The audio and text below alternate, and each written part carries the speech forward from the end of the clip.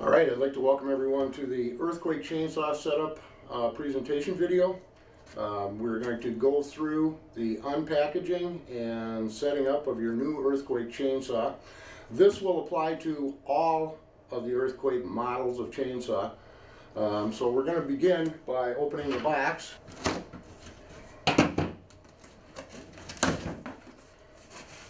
The owner's manual is right on top, and the first part of the carton to remove has all of the accessories for the chainsaw, except the bar covers. We have the bar and chain, or the bar, excuse me. We have the chain, scrunch, screwdriver wrench, a file, and an accessory bottle of oil to get you started. Okay, next we're going to remove the chainsaw from the box. Of course, it comes wrapped in plastic, and we also have a bar cover that's usually located in the lower part of the box with the chainsaw. We always recommend, before you begin assembly, please review the owner's manual. It'll give you some ins and outs and help you to understand how to operate this product safely. First, install the bar and chain on this saw. We're going to do that by removing the bar cover. Using the screwdriver wrench, loosen the two bar nuts.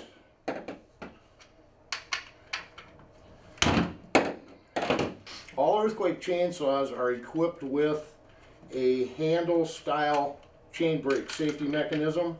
Sometimes when you receive the new saw, the chain brake will be locked. To remove it from the saw, you'll have to pull it back and lock it back into place, into the open position. So go ahead and pull that back and you should be able to remove this cover easily. Just under the cover, there's a yellow protective plate. This plate has to be removed and discarded. Next, we're going to start with unpacking the chain. As you'll notice, saw chain usually comes all tangled up in the package. So what we want to begin to do is very carefully unloop this saw chain and straighten it out. Whenever a saw chain is looped, it always loops twice, so it's just a matter of untangling and straightening the loops. Be very careful when handling the saw chain. It is a sharp tool, and it will cut you if you're not careful with handling of the saw chain. The next thing we're going to do is install the bar and the chain on the saw. What I like to do is place the bar on the chainsaw and hook it into the engagement mechanism. Now, this one happens to be adjusted forward, so we're going to have to move the bar adjustment, which is located right here in the front of the chainsaw, and it interlocks this little tab here, and that's what moves the bar in and out and adjusts the tension on the chain. So to install this, we're going to have to back this up a little bit. So using the screwdriver wrench, we can back this up. Now,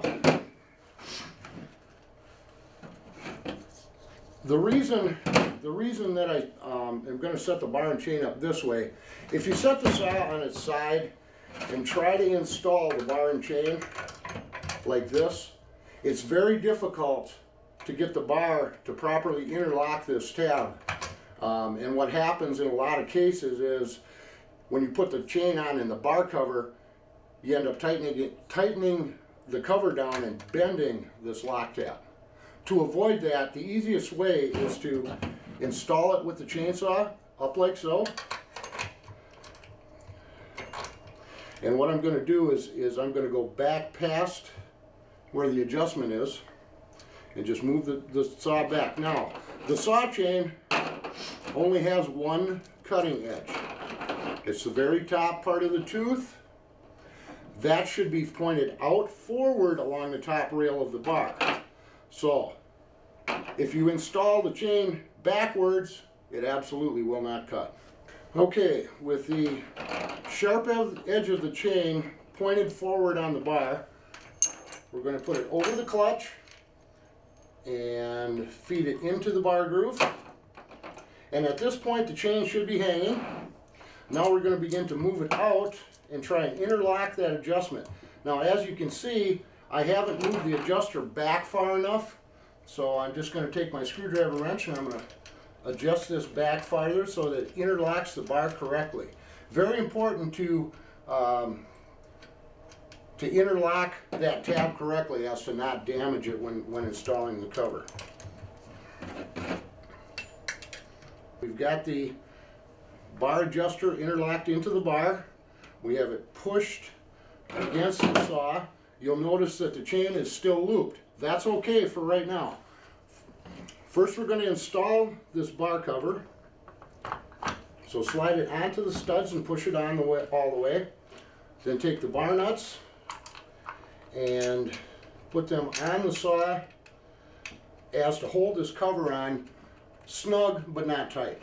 We just want everything to be touching each other so that we can adjust the bar out to its proper tension. Now I have the bar stud nuts installed. They're loose, but now it won't allow the bar to come out of the adjustment tab. We're going to take the screwdriver wrench and we're going to begin moving the bar adjustment out. So I'm now turning the bar adjustment screw clockwise to pull the chain into the bar and put the proper tension on the chain.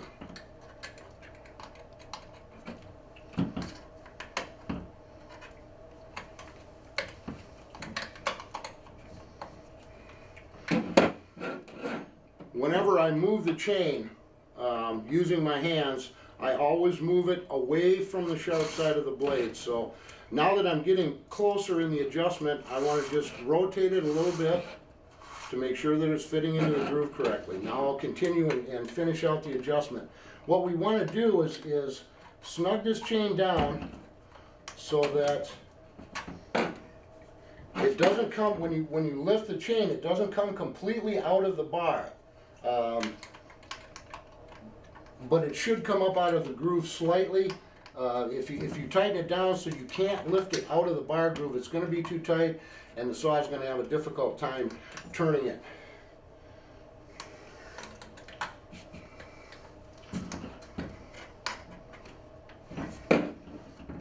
So we want it about like that. When you pinch the chain and lift it, it should come just to the top of the bar groove, but not come all the way out.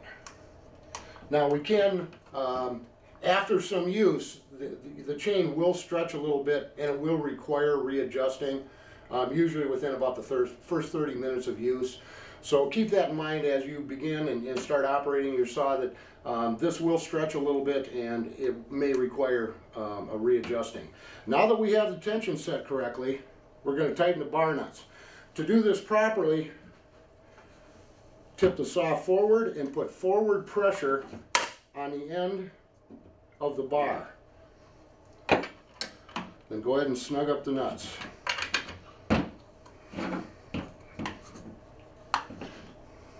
Again, they need to be good and tight.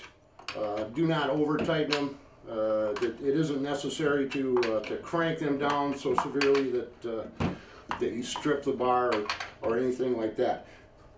By applying tension or pressure down on the front of the bar, as we tighten it, as we saw, that's going to tend to keep the natural tension on the chain.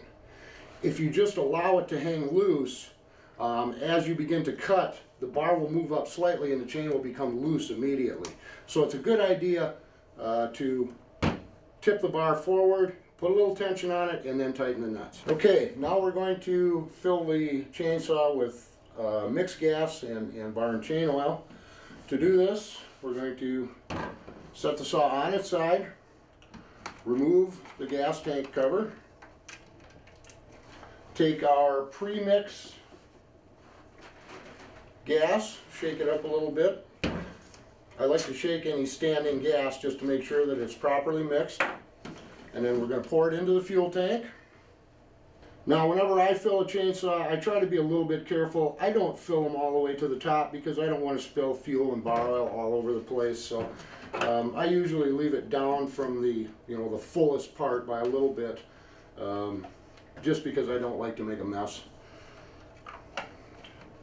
So once we fill the fuel, we can reinstall the fuel cap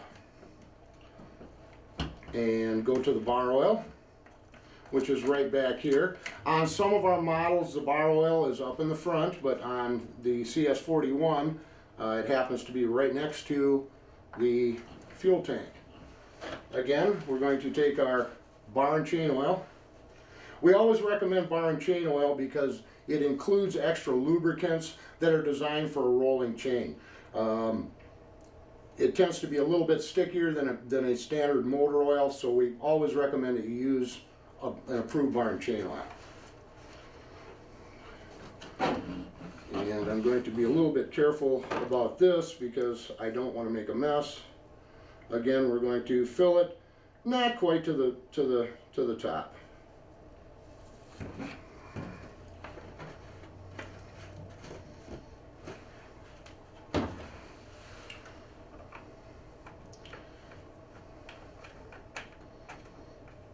Now we'll go through the proper starting procedure. We're going to start by turning on the switch and priming the primer bulb. Simply pump this primer bulb 3 or 4 times until you have fuel. The carburetor is primed and set. The last thing we need to do is to pull the choke interlock out and lock it securely. This closes the choke, and it also sets the idle up to a high idle for starting. If we over choke it and cause a flooding condition where too much gas has entered the saw and it doesn't want to start, by simply pushing this forward and pulling the rope several times, the saw should clear out and start without any problem. Once the saw starts, pull the trigger, it comes off of high idle, and allow the saw to warm up for 3 to 5 minutes before you go to work with it. It isn't absolutely necessary, but it's always a good idea to allow the engine to warm up before you go to work. The final step before you begin to saw is to simply pull the handbrake back and release it. Now the chain will operate and you're ready to go to work. So we're going to go outside and we're going to fire the saw up. We're going to start again, like I explained, by turning the switch on, interlocking the throttle, priming the primer bulb. Lock the safety brake forward, place your toe right in the end of the handle, and hold with a firm grip on top of the saw to stabilize it and make sure that it doesn't go anywhere. Pull it until it fires once, push the choke lever forward,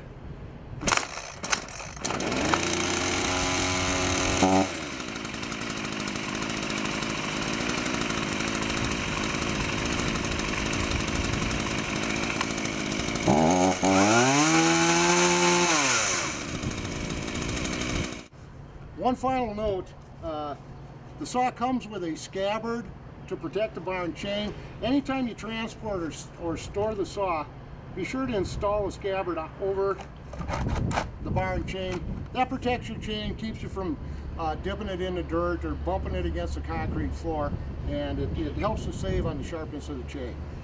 Again, before we go to work with your new chainsaw, let me remind you, please read the owner's manual and pay attention to all the warnings that are stated in the owner's manual.